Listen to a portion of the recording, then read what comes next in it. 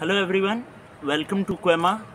क्वेमा एक मुहिम है हम स्टूडेंट्स के द्वारा, ताकि एजुकेशन को हर किसी तक पहुंचाया जा सके। अफोर्डेबल एजुकेशन जो कि हर कोई अफोर्ड कर सके।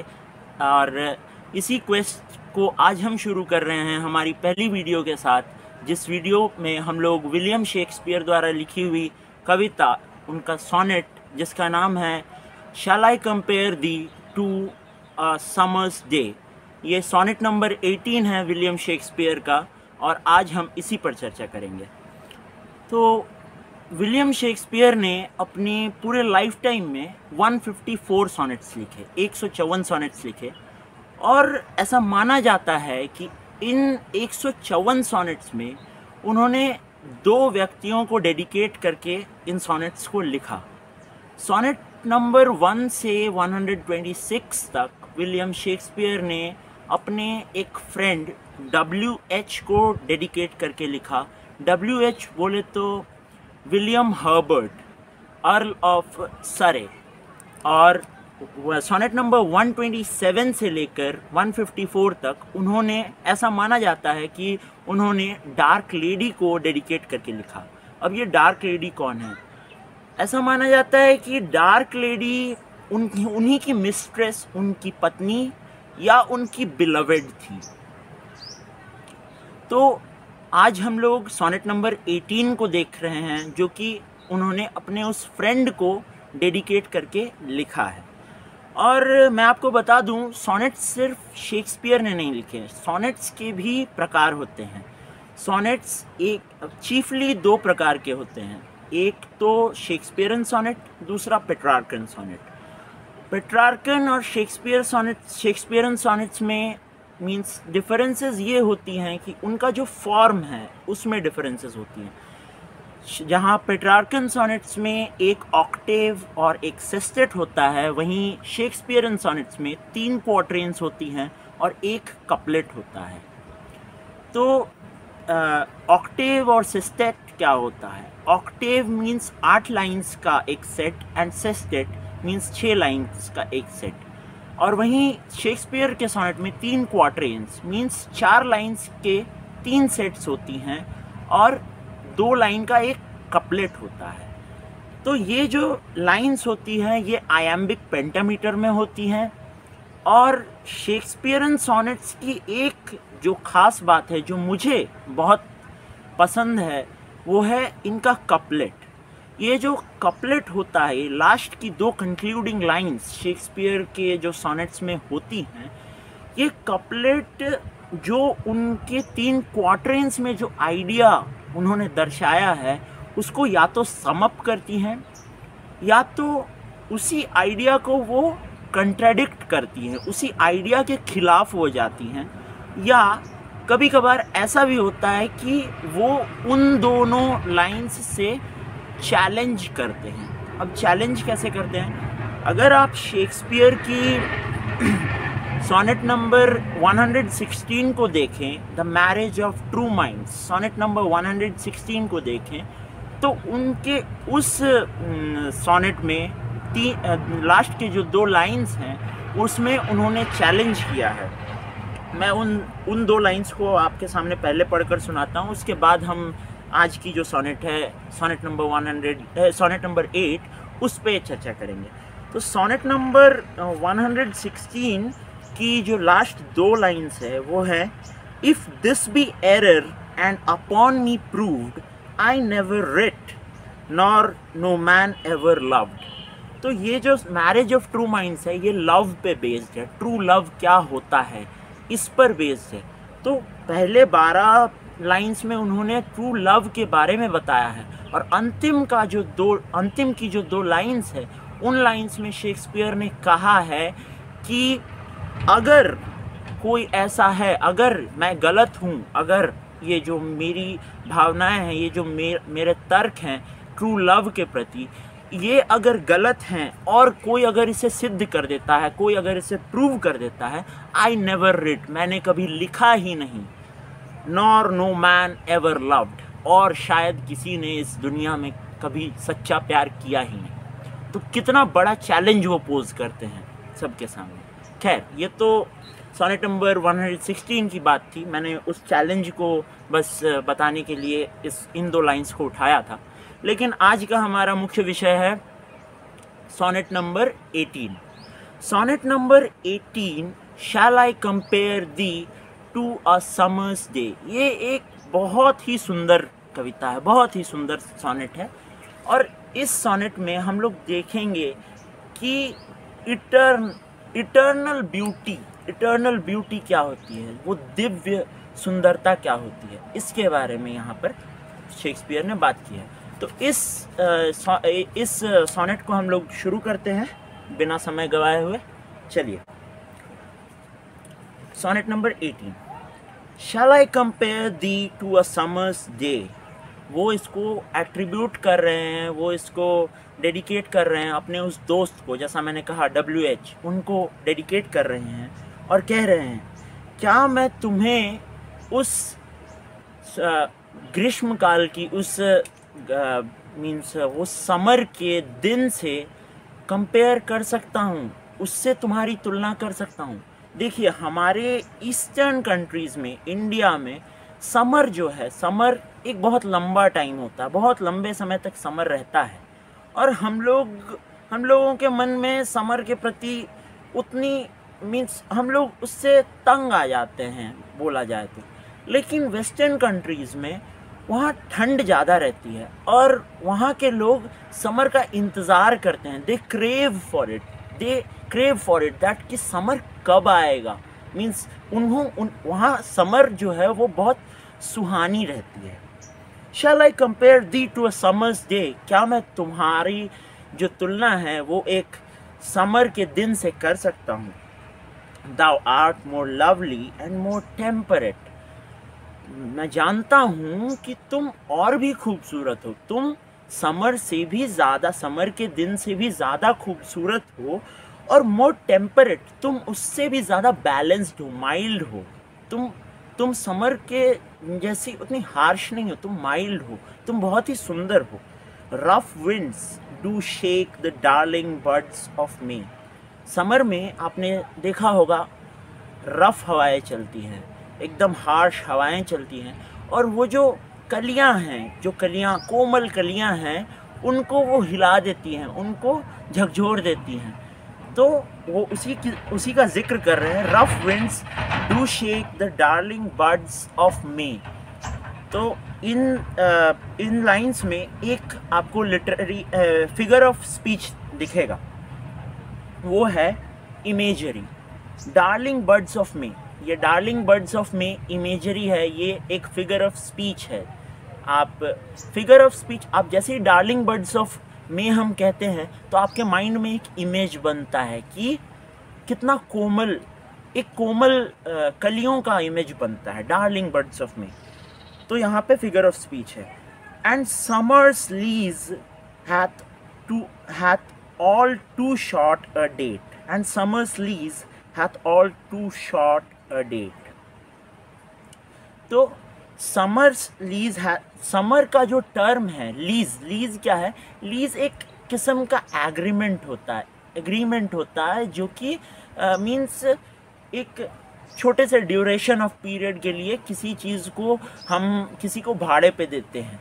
तो यहाँ पे शेक्सपियर ने कहा है कि वहाँ वेस्टर्न कंट्रीज़ में समर का जो ड्यूरेशन है, वो टाइम जो है, वो टाइम बहुत ही छोटे समय के लिए, छोटी अवधि के लिए लीज पे मिलता है उन लोगों को। और यहाँ पे भी एक फिगर ऑफ स्पीच है, वो फिगर ऑफ स्पीच है पर्सोनिफिकेशन। पर्सोनिफिकेशन कैसे?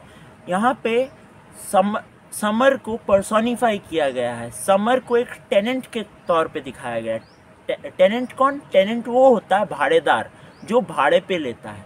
समर समय को भाड़े पे ले रहा है। यहाँ पर समय वो भाड़ेदार है जिसने समय को बहुत मीन्स समर ने समय को बहुत ही छोटे अवधि के लिए भाड़े पर लिया है।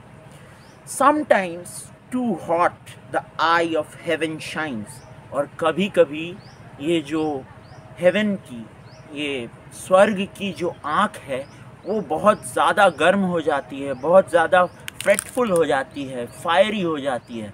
यहाँ पे भी एक फिगर ऑफ स्पीच है, वो है पर्सोनिफिकेशन फिर से, क्योंकि आप जानते हैं हेवन तो स्वर्ग है, स्वर्ग के पास कोई आँख थोड़े है, उसको पर्सन की क्वालिटी दी गई है, इंसान की क्वालिटी दी गई है। इंसानों के पास आँखें हो सकती है, जानवरों के पास आँखें हो सकती है, लेकिन स्वर्ग के पास तो आँखें नहीं हो सकती। उसे एक मीन्स पर्सोनिफाई किया गया है। इसे हम इस लिटरेरी फिगर ऑफ स्पीच को कहते हैं personification. Sometimes too hot the eye of heaven shines, and often is his gold complexion dimmed. और कभी कभार ये जो समर का जो सुनहरा जो बदन है समर का, वो भी ढल जाता है। कैसे ढल जाता है? जब क्लाउड्स सूरज को क्लाउड्स कवर कर लेते हैं, तो समर का जो सुनहरा रूप है, सुनहरा जो बदन है, वो भी ढल जाता है। यहाँ पे फिर से फिगर ऑफ स्पीच पर्सोनिफिकेशन आता है। गोल्ड कंप्लेक्शन ह्यूमंस का होता है, स्किन का कलर ह्यूमंस का होता है, लेकिन उसी ह्यूमन क्वालिटी को, उसी इंसान की क्वालिटी को समर को दर्शाया गया है उस इंसानी क्वालिटी से। तो यहाँ पर भी पर्सोनिफिकेशन है। And every fair from fair sometimes decline. और हर वो इंसान इस दुनिया में जो है, जो कि कितना भी गोरा हो, कितना भी फेयर हो, कितना भी सुंदर हो, कभी ना कभी उसका डिक्लाइन होता है। उस गोरेपन में थोड़ी झुर्रियाँ आती है, उस गोरेपन को ढलना पड़ता है, समय के साथ साथ उस गोरेपन को ढलना पड़ता है। बाय चांस और नेचर्स चेंजिंग कोर्स अनट्रिम्ड। तो बाय चांस, कभी कभी इत्तेफाक से हो सकता है, कोई ऐसा इंसिडेंट हो, कोई ऐसा इत्तेफाक हो जिस कारण से उस रंगत को, उस इंसानी जो रंगत है, वो सुनहरा बदन जो है, उसे ढलना पड़ता है। मीन्स जैसे हो सकता है किसी एक्सीडेंट के कारण ढलना पड़े, या और नेचर्स चेंजिंग कोर्स, या समय के साथ साथ, समय के पैसेज ऑफ टाइम के साथ साथ, समय का जो चक्र है उसके साथ साथ भी इस रंग को ढलना पड़ता है। अनट्रिम्ड मतलब कोई अछूता नहीं है। इस दुनिया में जितने भी इस संसार में इंसान है, इस चक्र से, समय के चक्र से कोई अछूता नहीं है। हर किसी की ब्यूटी, हर किसी की सुंदरता, हर किसी का गोरापन, हर किसी को समय के साथ साथ बदलना पड़ता है, ढलना पड़ता है। बट अब इन लाइंस के बाद शेक्सपियर, आपने अभी तक देखा शेक्सपियर ने मीन्स जो क्वालिटीज़ है उनका वर्णन किया। वहाँ अभी तक शेक्सपियर ने बताया कि क्या है, समय का चक्र कैसा चलता है और कैसे हर किसी को इसके साथ साथ बदलना पड़ता है। लेकिन अब देखिए शेक्सपियर खुद ही की बात को कैसे काट रहे हैं, वो अपनी ही बात को कैसे कंट्राडिक्ट कर रहे हैं। But thy eternal summer shall never fade. अब वो कहते हैं कि तुम्हारा, दाई मतलब तुम्हारा जो इटर्नल समर है, तुम्हारी जो दिव्य चमक है, तुम्हारा जो दिव्य यूथ है, तुम्हारा जो दिव्य यूथ जिसे हम कहते हैं जवानी, तुम्हारी ये जो दिव्य जवानी है, ये कभी नहीं ढलेगी। अभी तक तो उन्होंने कहा कि इस दुनिया में जितने भी लोग हैं उसे इस समय के साथ बदलना पड़ता है, ढलना पड़ता है, लेकिन अब वो अपने उसी दोस्त से कहते हैं कि तुम्हारी जो दिव्य चमक है, तुम्हारा जो ये यूथ है, तुम्हारा जो ये जवानी है, इसे कोई नहीं ढला सकता, ये कभी नहीं ढलेगी। But the eternal summer shall not fade nor lose possession of that fair thou ow'st. और तुम्हारे पास ये जो धरोहर है, योर पोजेशन, ये जो तुम्हारे पास ये जो धरोहर है, that of that fair thou ओस्ट, वो जो गोरापन जो तुम्हारे पास है, वो रंगत जो तुम्हारे पास है, जो तुम ओन करते हो, जो तुम्हारे पास है, ये धरोहर को तुम कभी नहीं खोओगे। You shall never lose that, nor shall death brag thou wanderest in his shade. अब वो कहते हैं ना ही मृत्यु, ब्रैग, यहाँ पे ब्रैग एक टर्म है। ब्रैग का मतलब होता है to boast of, boast of जिसे हम हिंदी में कहते हैं डींगे हाँकना।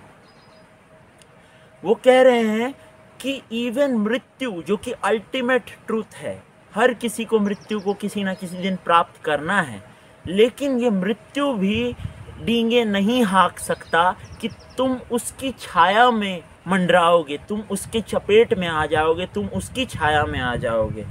मृत्यु की भी इतनी शक्ति नहीं होगी कि वो तुम्हें अपनी चपेट में ले ले, वो तुम्हें अपनी छाया में ले ले। डेथ भी, ये जो मृत्यु है, ये भी ऐसी डींगे नहीं हाँक सकता। अब वो ये जो इन लाइंस में उन्होंने अपनी ही बात को कंट्राडिक्ट की। अब वो इन लास्ट के 3 लाइंस में, मैंने आपको पहले ही बताया कि कपलेट में वो अपने आप को या तो कंट्राडिक्ट करते हैं, या तो चैलेंज करते हैं, या तो समअप करते हैं। तो यहाँ पे वो अपनी ही बातों को कंट्राडिक्ट करने के बाद उसको प्रूव कर रहे हैं। अब देखिए, उन्होंने तो ये कह दिया, अपनी बातों को कंट्राडिक्ट कर दिया, लेकिन अब वो उसका प्रूफ भी देते हैं कि मैं जो कंट्राडिक्ट कर रहा हूँ, मैं ऐसे ही बेसलेस कंट्राडिक्शन नहीं कर रहा हूँ, मेरे पास इसके लिए प्रूफ है।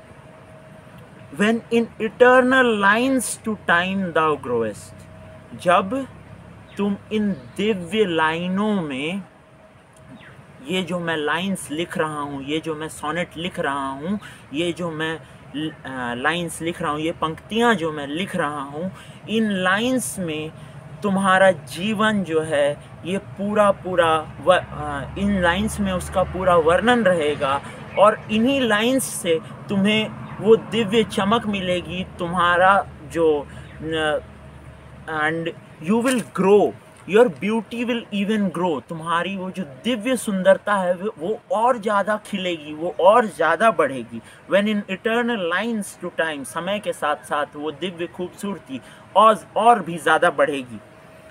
अब लास्ट के कपलेट में आते हैं, कितना सुंदर कपलेट है, आप बस इसे अनुभव कीजिएगा। So long as men can breathe or eyes can see, जितने भी दिनों तक इस पृथ्वी पर जीवन रहेगा, जितने लंबे समय तक इस पृथ्वी पर जीवन रहेगा, जितने देर तक यहाँ पर लोग सांसें लेंगे और जितने दिनों तक यहाँ आंखें देख सकेंगी। So long as men can breathe, जितने दिनों तक लोग सांसें लेंगे और eyes can see, और आंखें देख सकेंगी, so long lives this, उतने दिनों तक ये लाइंस, ये पंक्तियाँ अमर रहेंगी, ये पंक्तियों के साथ साथ तुम अमर रहोगे, तुम्हारी दिव्य खूबसूरती अमर रहेगी। And this gives life to thee, और यही पंक्तियाँ तुम्हें आजीवन अमर करेंगी, तुम्हें हमेशा जीवन देती रहेंगी। And this is the beauty of these lines, these 14 lines, and this is the beauty of it, and this is eternal beauty which Shakespeare has brought down through his lines. So मुझे आशा है कि आप लोगों को ये poem अच्छी लगी होगी। अगर किसी भी प्रकार के आप लोगों के क्वेश्चंस रहें तो आप बिल्कुल कमेंट बॉक्स में कमेंट कर सकते हैं, पूछ सकते हैं। और इसी के साथ मैं आपको धन्यवाद कहना चाहूँगा, और आप ज़रूर इस पोएम को पढ़ें और इस पोएम को फील करें। Thank you so much.